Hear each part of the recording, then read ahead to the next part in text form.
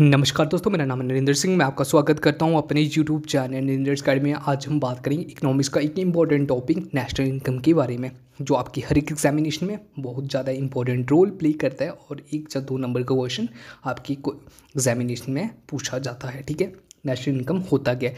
It is the aggregate money value of all income earn by the individual and enterprises. कहते हैं कि national income में money value ली जाती है हर एक इंडिविजुअल, हर एक एंटरप्राइजेस की, तो उसको बोला जाता है नेशनल इनकम। कहते हैं कि हर एक इंडिविजुअल पर्सन की, हर एक एंटरप्राइजेस, हर एक सेक्टर की इनकम को लिया जाएगा तो हम नेशनल इनकम हमारी निकल के आ जाती है। ठीक है, total consumption and expenditure plus total investment and expenditure and total government expenditure plus export कितना किया आपकी कंट्री ने, कितना इंपोर्ट किया, तो आपकी नेशनल इनकम निकल के आ जाती है। उसके बाद इंपॉर्टेंट फैक्ट की बात करें, जो आपके एग्जामिनेशन टैक्टिक क्वेश्चन पूछा जाता है कि फर्स्ट नेशनल इनकम काउंट करने वाले पर्सन का नाम क्या है? दादाभाई नौरोजी, 1867-68। उसके बाद इन्होंने एक बुक लिखी थी, book poverty and un British rule in India. उसके बाद जो सेकंड क्वेश्चन पूछा जाता है कॉमनली, वो है first scientific method estimate made by the professor V K. Rao, 1931-1932। ठीक है, उसके बाद government of India estimate the national income for the first time 1948-1949 under the ministry of commerce. ठीक है, उसके बाद national income committee was set up in 1949, doctor P C. Mahalanobis. उसके बाद जो एस्टिमेट करने वाली एजेंसी का नाम है नेशनल इनकम की, वो है NSSO, अर्लियर इसका नाम था, और इसको अभी मर्ज करके 2019 के बाद CSO कहा जाता है, जैसे स्टैंडर्ड स्टैटिकल ऑर्गेनाइजेशन। ठीक है, और चलते हैं और भी कुछ इंपॉर्टेंट टर्म्स जो आपकी इनको समझ लेते हैं। उसके बाद हम GDP के कंसेप्ट के ऊपर चलेंगे। ठीक है, सबसे पहले आता है नॉमिनल इनकम होता क्या है? नॉमिनल इनकम में आपकी करंट ईयर की प्रोडक्शन को लिया जाता है। ठीक है, उसमें प्राइसेस को भी करंट ईयर के लिया जाता है, जिसकी वजह से ये करेक्ट मेजर नहीं है GDP का, तो ये इसमें जो मतलब कि करेक्टेड मेजर नहीं होता है।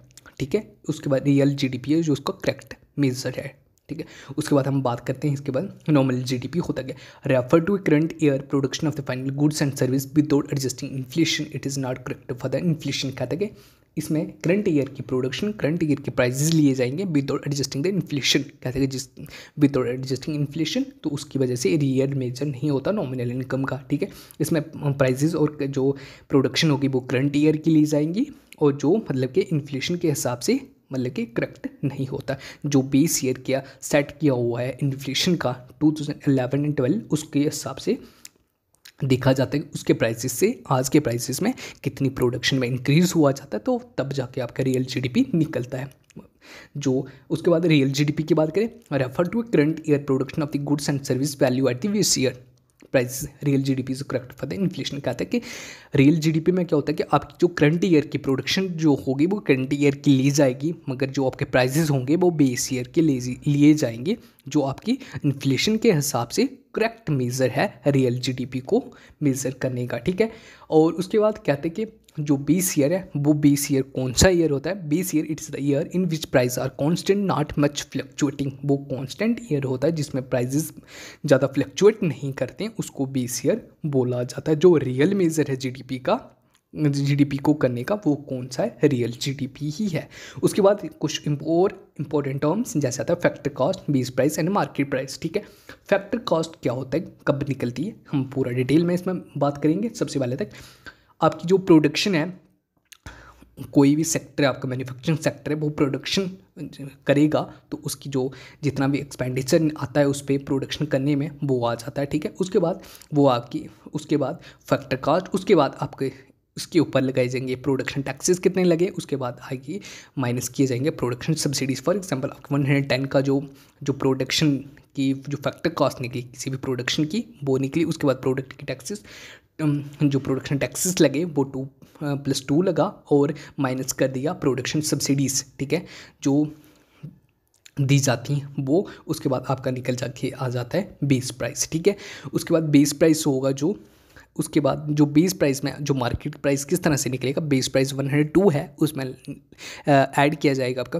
प्रोडक्ट के टैक्सेस, जैसे GST जो अर्लियर बैट और अदर टैक्सेस थे, आजकल इसमें जीएसटी लगाया जाता है, ठीक है, वो लगेगा। उसके बाद जो प्रोडक्ट पे ऊपर गवर्नमेंट सब्सिडीज़ देती हैं मार्केट को किसी भी प्रोडक्ट को प्रमोट करने के लिए, तो वो सब्सिडीज़ आएंगी। जैसे इसमें आता है 102 इसका जो बेस प्राइस है उसमें ऐड किया जाता है आपकी प्रोडक्शन सब्सिडीज़ जो 0 थी, और प्रोडक्ट टैक्सेस जो 5 थे 107 इसका मार्केट प्राइस रहता है जो मार्केट में चलेगा, ठीक है। उसके बाद चलते हैं हम सीधे जीडीपी के ऊपर। जीडीपी होता क्या है, ठीक है, gross domestic product. It is the market value of all finished goods and service produce with in countries territory in a specific time period, ठीक है।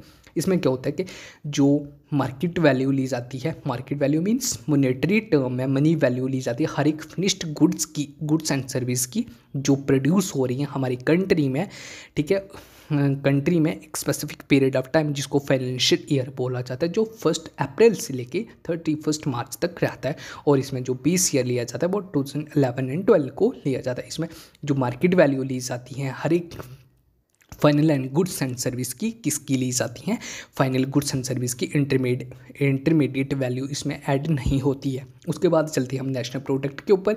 नेशनल प्रोडक्ट होता क्या, ठीक है, it is the total market value and money value of final goods and service produce by citizen of a country in a given financial year respective their location. कहते हैं कि national gross national product जो होता है इसमें final goods and service की monetary value ली जाती हैं, ठीक है, और साथ में जितने भी सिटीज़न हैं आपके इंडिया के जो आउट ऑफ कंट्री फॉरेन में पैसे कमा रहे हैं वो इनमें ऐड होंगे। जो फॉरेनर इंडिया में काम कर रहे हैं तो उनके मनी को माइनस किया जाएगा, तो आपकी निकल के आ जाएगा ग्रॉस नेशनल प्रोडक्ट। जैसे net factor income of abroad होता क्या, net factor income of abroad received by resident of India working abroad minus the factor income paid to the foreign resident for the working in India, ठीक है। इस net factor income abroad की जाती है GDP में, तो आपकी GNP निकल के आ जाता है, जिसमें जो इंडिया के रेजिडेंट है आउट ऑफ कंट्री जो फॉरेन में रहते हैं उनकी जो इनकम होगी वो इंडिया में ऐड होगी। जो वहाँ फॉरेन में कमा रहे हैं, जो फॉरेन इंडिया में पैसे कमा रहे हैं उनकी इनकम फॉरेन में काउंट होगी, उसको माइनस किया जाएगा, तो आपका ग्रॉस नेशनल प्रोडक्ट निकल के आ जाता है। उसके बाद आ जाता है हमारा नेट नेशनल प्रोडक्ट होता गया। नेट नेशनल प्रोडक्ट पे हम कैसे पहुँचती है, सबसे पहले हमारा जीडीपी आता है, जीडीपी के बाद हमारा जीएनपी आता है, ठीक है। उसके बाद हम इसमें से निकालेंगे डेप्रिसिएशन, तो हमारा निकल के आ जाएगा नेट नेशनल प्रोडक्ट, जो रियल मेजर है नेशनल इनकम कहा जाता है। यही मतलब कि जीडीपी आपका जीडीपी है करेक्ट मेजर जो जीडीपी का यही है, मतलब कि रियल जीडीपी ये कंट्री का यही है, ठीक है। When we remove depreciation from the gross national product we came at a figure which is net national product, ठीक है। जो हमारा एनएडपी है वो net national product factor cost कैसे निकल के आएगा, जीएनपी से डेप्रिसिएशन माइनस कर दोगे तो आपका नेट नेशनल प्रोडक्ट निकल के आ जाता है।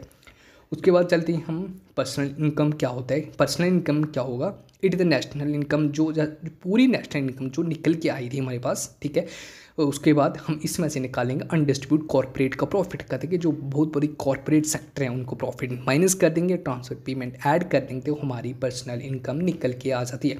It is the income received by individual of a country from all sources before the payment of taxes in year, कहते हैं कि वो इनकम है हर एक इंडिविजुअल की हर एक रिसोर्सेज से उसको मिलती है, ठीक है, मगर कब मिलती है, जब मतलब कि बिफोर द डायरेक्ट टैक्सेस पे करने के पहले होगी जो इनकम, उसको बोला जाता है पर्सनल इनकम। और पर्सनल डिस्पोजल इनकम वो इनकम होती है जिसमें आप डायरेक्ट टैक्सेस पे करोगे, उसके बाद जो आपके पास इनकम बचेगी तो वो उसको बोला जाता है पर्सनल डिस्पोजल इनकम, ठीक है। Out of the personal income that we calculate we have to reduce the taxes that household pay and non tax payment to come at the value of personal disposal income कहा जाता है। इसका formula जो पूछा भी जाता है examination में कि पर्सनल डिस्पोजल इनकम को डिवाइड करेंगे टोटल पॉपुलेशन से, तो आपकी पर कैपिटा इनकम निकल के जाती है।